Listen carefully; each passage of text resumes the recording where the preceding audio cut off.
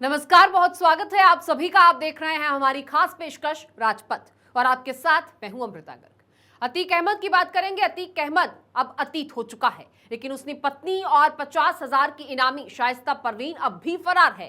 Police और STF Shaista को खोज नहीं पा रहे हैं। उसकी तलाश अब प्रयागराज और कौशांबी दोनों जगह हो रही है। हालांकि पता तो यह चला है कि शाइस्ता गुड्डू मुस्लिम के साथ है और दोनों की मदद छोटा राजन के आदमी कर रहे हैं। शाइस्ता के साथ उसकी ननद आयशा नूरी भी हैं। ये रिपोर्ट देखिए।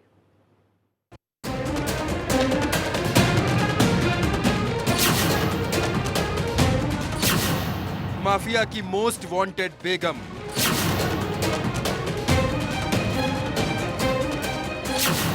हर रोज बदले गली, हर शाम बदले घर। शाइस्ता है फरार, कौन है वो मददगार?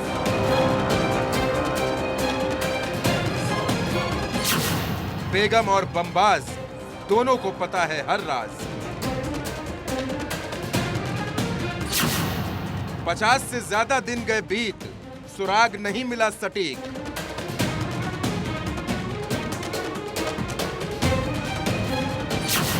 आसमान में घूमे ड्रोन, शाइस्ता के साथ कौन कौन?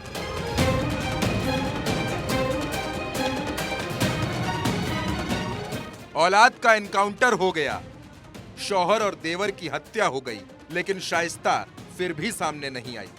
पुलिस और एसटीएफ ने उसकी तलाश दिल्ली, नोएडा, अजमेर, मेरठ तक कर डाली। प्रयागराज की गली गली छान ली, कौशांबी के कछार के खेतों तक को खंगाल लिया, लेकिन शाइस्ता का कोई भी सुराग हाथ नहीं लगा। बताया जा रहा है कि वो हर रोज अपनी लोकेशन बदल रही है। उसके साथ उसकी ननद आयशा नूरी भी है। दोनों भांजियां उंजिला और मंतशा भी हैं। तो अशरफ की बेगम जैनब के बारे में कोई खबर नहीं है। ये खुलासा भी हो रहा है कि शाइस्ता गुड्डू बमबाज के साथ है और इन दोनों की मदद छोटा राजन गैंग के लोग कर रहे हैं। लेकिन ये सब हवाई तीर जैसा लग रहा है, क्योंकि पुलिस को अभी तक एक भी पक्की लोकेशन नहीं मिल सकी। सुबह से लेकर शाम तक, शाम से फिर रात तक पुलिस सिर्फ सर्च ऑपरेशन चला रही है। गांव गली गलियारों में पुलिस की गाड़ियां घूम रही हैं। हर चौराहे पर पुलिस के मुखबिर लगे हैं। इसके बावजूद शाइस्ता गिरफ्त में नहीं आ रही। इसका मतलब है कि कहीं से शाइस्ता की मजबूत मदद हो रही है। अतीक अहमद की पत्नी शाइस्ता इस वक्त मोस्ट वांटेड है। उत्तर प्रदेश पुलिस की टीमें उसकी तलाश में अलग अलग जगह कॉम्बिंग कर रही हैं। अतीक अहमद ने मोहम्मद मुस्लिम से 5 करोड़ रुपए की रंगदारी मांगी थी। अतीक के डर से उसने 80 लाख रुपए शाइस्ता परवीन को पहुंचाए थे। इन्हीं रुपयों का इस्तेमाल उमेश पाल हत्याकांड में किया गया। अतीक के चकिया वाले दफ्तर से 74 लाख रुपए बरामद भी कर लिए गए थे। असद और मोहम्मद मुस्लिम की बातचीत के वायरल ऑडियो इस कहानी को सपोर्ट करते हैं। हालांकि पुलिस ने इसकी कोई भी पुष्टि नहीं की है। शाइस्ता की तलाश में पुलिस ग्रेटर नोएडा, मेरठ, दिल्ली, ओखला और पश्चिम बंगाल तक भटक आई है। शाइस्ता की मदद के शक में 20 लोगों की पहचान की गई है। इनमें एक महिला डॉक्टर और शाइस्ता के कई अन्य रिश्तेदार शामिल हैं। बुधवार को कुछ नई जानकारियां सामने आई। पुलिस सूत्रों की माने तो शाइस्ता परवीन और अतीक की बहन नूरी प्रयागराज, कौशांबी के कछार इलाकों में छिपी हैं। इनके साथ आधा दर्जन महिलाएं भी हैं जो बुर्का पहनकर साथ चलती हैं। शाइस्ता के साथ शूटर साबिर भी है। इससे पहले उत्तर प्रदेश एसटीएफ के डीआईजी अनंत देव तिवारी ने बताया था कि हमारी कुछ सीमाएं हैं, लेकिन उनके पास गिरफ्तारी से बचने के कई साधन हैं। शाइस्ता पर्दानशी है, लेकिन हम उसे जल्द ही गिरफ्तार करेंगे। देखिए, भविष्य के बारे में कोई कमेंट करना मुश्किल है। कब तक गिरफ्तारी होगी, पूरे प्रयास किए जा रहे हैं। बहुत जल्दी उनकी गिरफ्तारी होगी, ऐसी इस रूप से मैं आश्वस्त हूँ। और सवाल खड़े करना एवरी वॉक ऑफ लाइफ से बहुत लोग हैं, मीडिया से और पुलिस के एंड समाज के अन्य के, वो अलग विषय है। शाइस्ता परवीन इस पूरे घटनाक्रम के षड्यंत्र में पूरी तरीके से शामिल थी। अतीक और अशरफ और बाकी ये सातों शूटर और शाइस्ता परवीन और भी बाकी ये इसमें जो लोग हैं, कई लोग शरण देने में, कई लोग संरक्षण देने में, कई लोग फाइनेंशियल रिसोर्स पहुंचाने में और कई षड्यंत्र में। तो ये सब जो जो लोग शामिल थे, जिनके विरुद्ध साक्ष्य सामने आ रहे हैं, उनकी गिरफ्तारी की जा रही है। आगे भी षड्यंत्र और संरक्षण देने वालों के खिलाफ जैसे साक्ष्य आएंगे वैसी कार्रवाई की जाएगी। अतीक अहमद के आतंक का शिकार हो चुके प्रॉपर्टी डीलर जीशान ने कुछ दिनों पहले शाइस्ता को लेकर खुलासा किया था। उसने कहा था कि अगर अतीक अहमद खूंखार था तो उसकी पत्नी शाइस्ता परवीन भी कम नहीं है। वो बहुत शातिर है, खुद रंगदारी वसूलने के साथ ही लोगों को धमकाती है। इतना ही नहीं, जो लोग उसकी बात नहीं मानते, गुर्गों की मदद से उनको पिटवाती भी है। तो खुलासा ये भी हुआ कि दिल्ली में शाहीन बाग वाली प्रॉपर्टी से हर महीने 15 लाख रुपए की वसूली होती है और ये वसूली खुद शाइस्ता परवीन करती है।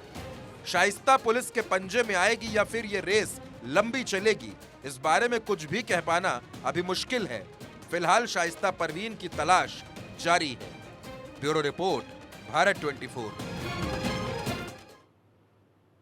तो अतीक और अशरफ के हत्यारे पूछताछ के दौरान लगातार पुलिस और एसआईटी को गुमराह कर रहे हैं। शूटर्स ने बताया कि उन्हें हथियार गोगी गैंग से मिले थे। इन तीनों शूटर्स की मुलाकात बांदा प्रयागराज हाईवे पर एक ढाबे में हुई थी। हालांकि पहले अरुण, सनी और लवलेश से कभी भी इनकी मुलाकात की कोई जानकारी नहीं सामने आ रही है, लेकिन अब उसने बताया है कि तीनों एक दूसरे को पहले से जानते थे। लवलेश का कहना यह है कि उसने फेमस होने के लिए इस वारदात को अंजाम दिया था। ये रिपोर्ट देखिए।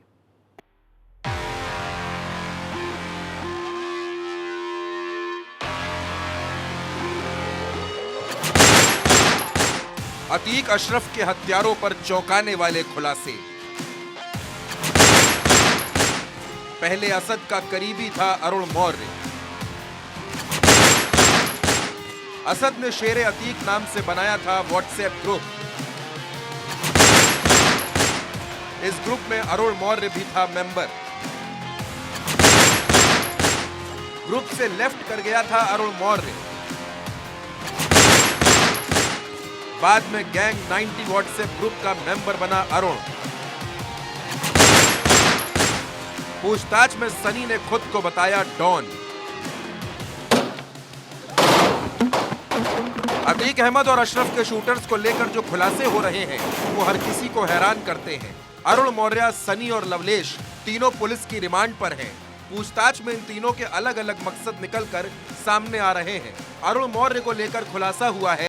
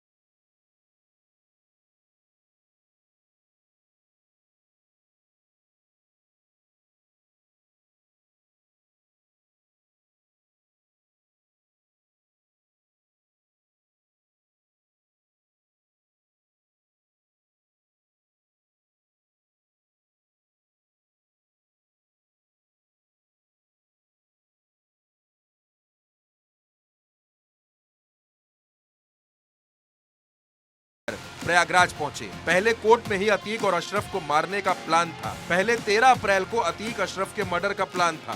कानपुर में रहने वाले बाबर के जरिए गोगी गैंग के संपर्क में आए शूटर्स। सितंबर 2021 में जितेंद्र गोगी की रोहिणी कोर्ट में हत्या हुई थी। गोगी गैंग इन तीनों से एनसीआर में बड़ी वारदात कराना चाहता था। जितेंद्र गोगी गिरोह के लोगों से हथियार मिले। ये गिरोह असलहे बनाता है और पंजाब से मंगाता भी है। तीनों की तमन्ना लॉरेंस बिश्नोई जैसा बनने की थी। अस्पताल में पुलिस पर गोली चलाने का प्लान नहीं था। मरने नहीं आए थे, इसलिए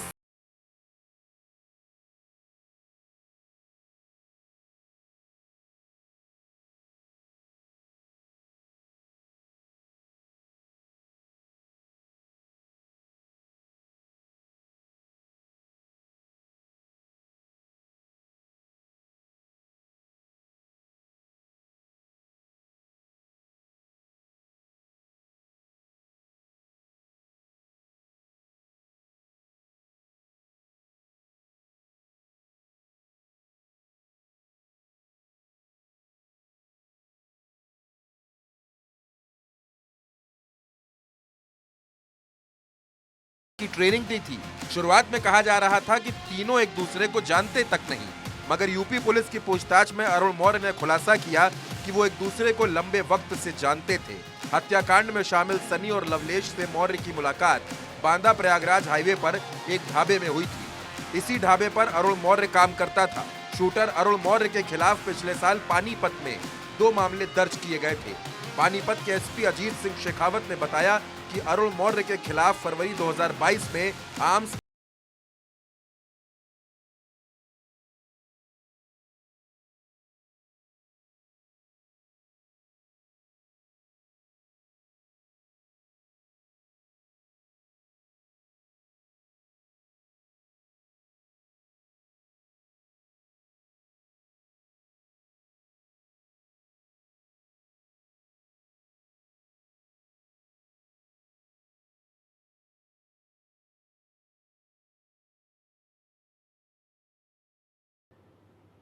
जैसे जैसे इस मामले की जांच आगे बढ़ रही है, वैसे वैसे कई सवाल आगे आ रहे हैं।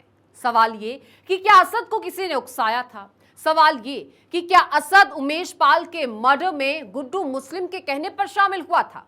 ये सवाल इसलिए उठ रहे हैं क्योंकि अतीक अहमद ने मरने से पहले पुलिस की पूछताछ में यह बताया था कि असद को गुड्डू मुस्लिम ने उकसाया। इसके बाद असद ने गोलियां चलाई, तो वहीं असद को इस कांड से बचाने के लिए मेरठ में अतीक की बहन आयशा के घर पर बकरे की बलि भी दी गई थी। ये रिपोर्ट देखिए। असद को मर्डर के लिए किसने उकसाया? असद क्यों कार से बाहर आया? मरने से पहले ही अतीक ने किया था खुलासा। अपनी मौत से पहले ही अतीक अहमद ने पुलिस की पूछताछ में असद को लेकर बड़ा खुलासा कर दिया था। हर कोई अंदाजा लगा रहा था कि आखिर हत्या से पहले अतीक और अशरफ क्या बताना चाह रहे थे, उनके मन में क्या चल रहा था। पहले आप वो बात भी सुन लीजिए। आज जनाजे में आप लोग नहीं गए थे, क्या कहना? आप कुछ कहना चाहिए? नहीं ले गए तो नहीं गए। मेन बात ये है कि गुड्डू मुस्लिम। बस यही बात बोलते बोलते अतीक और अशरफ की हत्या हो गई। दरअसल अतीक ने पुलिस की रिमांड में कहा था कि मैं नहीं चाहता था कि असद बाहर आए। मैंने उमेश मर्डर की प्लानिंग की थी। असद से कहा था कि तुम कार के अंदर ही रहना और देखना कि सारा काम हो जाए, उसके बाद तुम गद्दी संभालना। लेकिन गुड्डू मुस्लिम ने असद को उकसा दिया। गुड्डू मुस्लिम ने कहा कि तुम शेर की औलाद हो, आज प्रयागराज को उसी तरह दहला दो जिस तरह तुम्हारे अब्बू ने दहलाकर राज किया था। असद उकसावे में आ गया और उसने कार से उतरकर फायरिंग शुरू कर दी। तो असद को लेकर एक और खुलासा हुआ है। उमेश पाल के मर्डर के बाद असद बचने के लिए हर दिन शहर बदल रहा था। गुड्डू मुस्लिम के साथ ही वो बुआ आयशा नूरी के घर मेरठ पहुंचा। मेरठ में बुआ आयशा, फूफा अखलाक, गुड्डू मुस्लिम और असद की मंगेतर मंतशा की मौजूदगी में असद को बचाने के लिए बकरे की बलि दी गई और उस गोश्त को गरीबों में बांटा गया ताकि इस कांड से असद बच सके। लेकिन ऐसा हुआ नहीं और असद को 13 अप्रैल को एनकाउंटर में ढेर कर दिया गया। Bureau report, Bharat 24।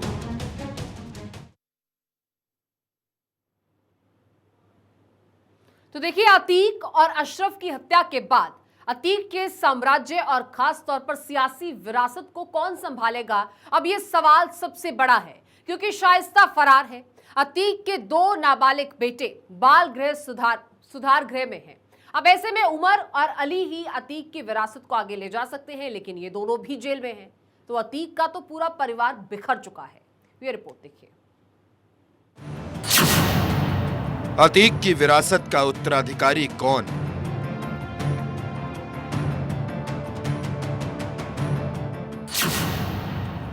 दो नाबालिग बेटे बाल सुधार गृह में हैं।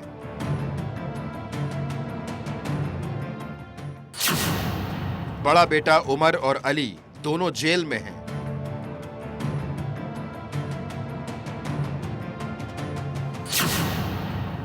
अशरफ का कोई बेटा नहीं है।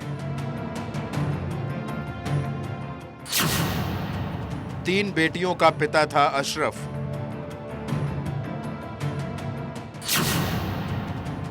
अतीक की बेगम शाइस्ता फरार है।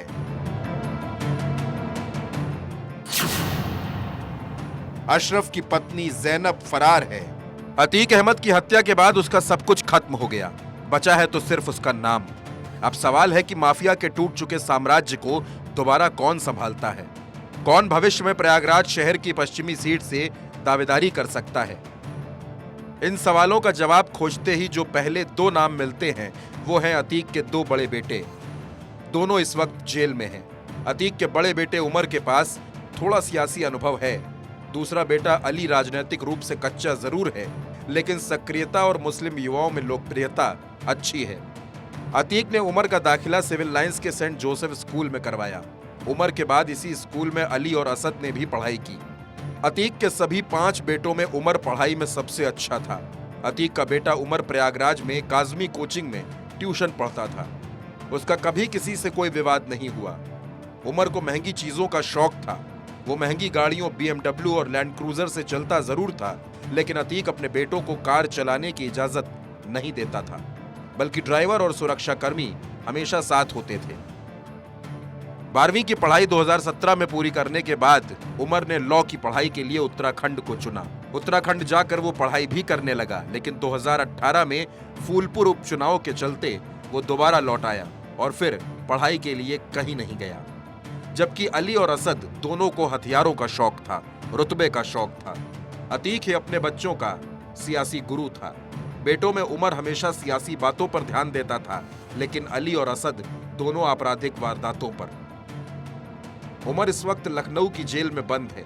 उसके ऊपर आरोप है कि 28 दिसंबर 2018 को लखनऊ के कृष्णानगर थाने में रियल एस्टेट कारोबारी मोहित जायसवाल का अपहरण किया और अतीक के पास देवरिया जेल ले जाकर पीटा। 45 करोड़ की प्रॉपर्टी अपने नाम करा ली। थाने में केस दर्ज हुआ तो उमर फरार हो गया। पुलिस ने 2 लाख रुपए का इनाम घोषित किया। 23 अगस्त 2022 को उसने कोर्ट में सरेंडर कर दिया। अली पर 31 दिसंबर 2021 को अपने रिश्तेदार जीशान से 5 करोड़ की रंगदारी मांगने का आरोप लगा। जीशान ने करेली थाने में मामला दर्ज करवा दिया, जिसके बाद अली फरार हो गया।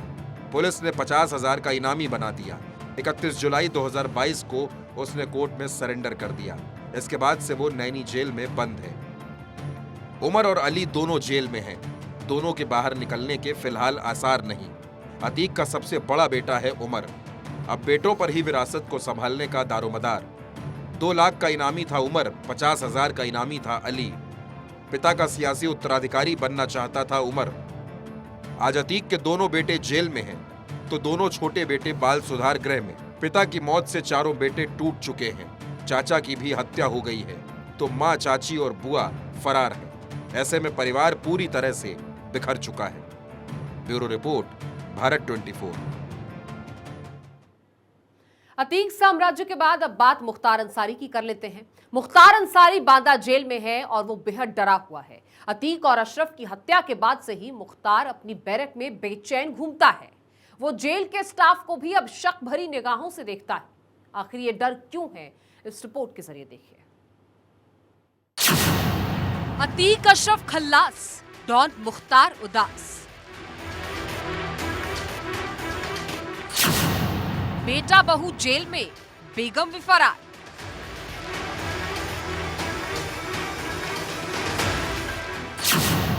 अंसारी फैमिली पर मुश्किलों का अंबार।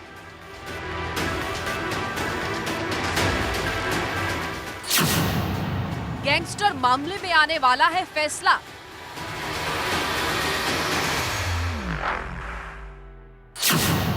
डॉन कर रहा वीडियो कॉन्फ्रेंसिंग के जरिए सुनवाई की मांग।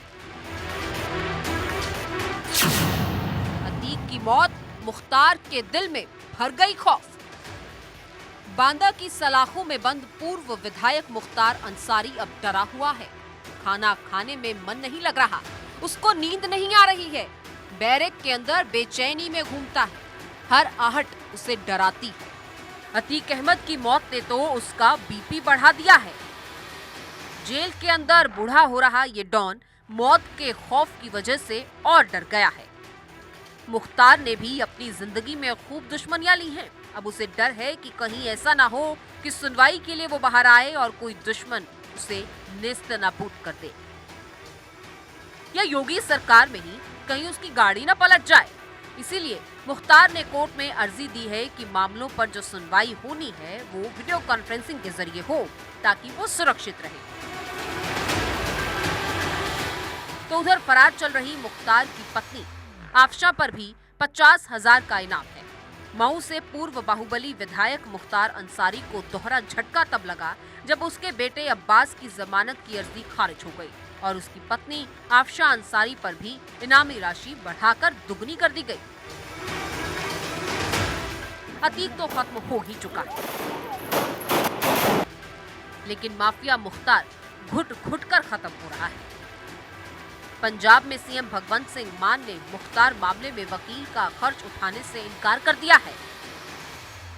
डर ऐसा है कि मुख्तार जेल के अधिकारियों से कह रहा है कि मैं फिट हूँ, मुझे मेडिकल टेस्ट की जरूरत नहीं, मैं 10 किलोमीटर दौड़ सकता हूँ, तो मेडिकल की क्या जरूरत है, मैं तो स्वस्थ हूँ। जेल से जुड़े सूत्रों की माने तो अतीक की हत्या के बाद मुख्तार सहज नहीं है, वो अजीब हो गया है। घंटों शांत बैठा रहता है, बैरक से कम बाहर आता है।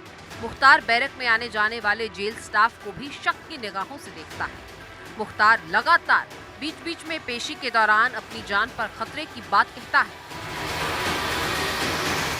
मुख्तार के बांदा जेल लौटने के 1 महीने बाद ही चित्रकूट जेल में एक और ऐसी वारदात हुई जिसने उसे हिला दिया। इस वारदात में मुख्तार के करीबी मिराज को जेल में गोलियों से भून दिया गया। जो जेल कभी मुख्तार अंसारी को सबसे सुरक्षित लगती थी, वहीं डर के साये में जीने को मजबूर है। अतीक अशरफ के हश्र ने मुख्तार के इस डर को कई गुना बढ़ा दिया है। Bureau report, Bharat 24। इस हत्याकांड के बाद से ही लगातार बयान सामने आ रहे हैं और मिलीजुली प्रतिक्रियाएं हैं। तो वहीं मध्य प्रदेश में हिंदू महासभा के प्रदेश अध्यक्ष अंकित भटनागर ने अतीक और अशरफ के हत्यारों की तारीफ की है। अंकित भटनागर ने कहा कि यह हत्या नहीं, ये तो वध है और जेल से बाहर आने के बाद अतीक के तीनों हत्यारों का हम सम्मान करेंगे। ये रिपोर्ट देखिए।